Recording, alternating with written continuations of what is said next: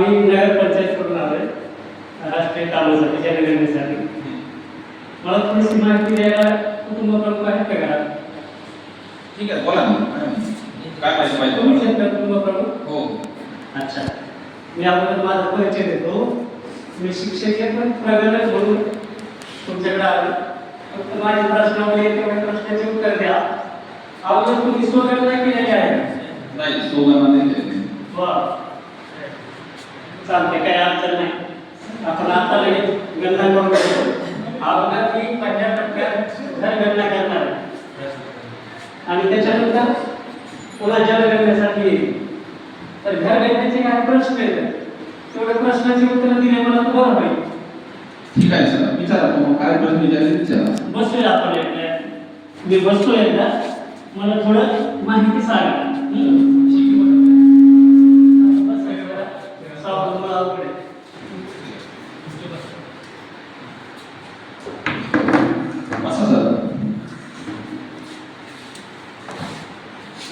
ही इमारत जी आहे ती तुमचीच आहे का सगळं? हो. अच्छा, बरं, इथं कोण कोण राहतात? इथं मी माझे 2 मुलं.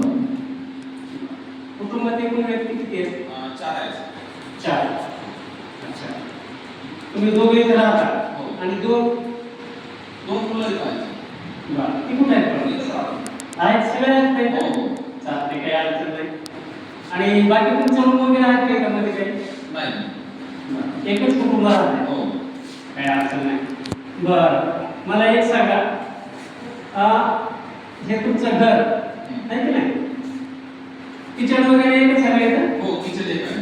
बरं, मग आता त्या किचनचे एक कुटुंब झालं ना, की नाही?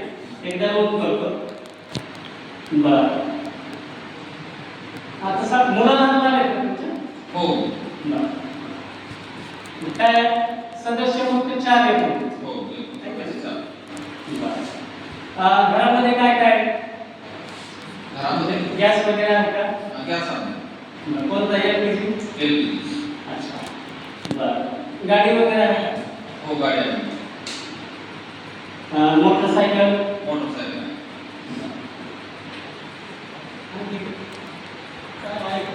ठीक आहे, आता एंडिंग थँक्यू वगैरे. शौचालय वगैरे आहे का? शौचालय आहे. एसी? एसी नाही. अच्छा, शौचालयाचं सेफ्टी टँक, कॅपॅसिटी टँक.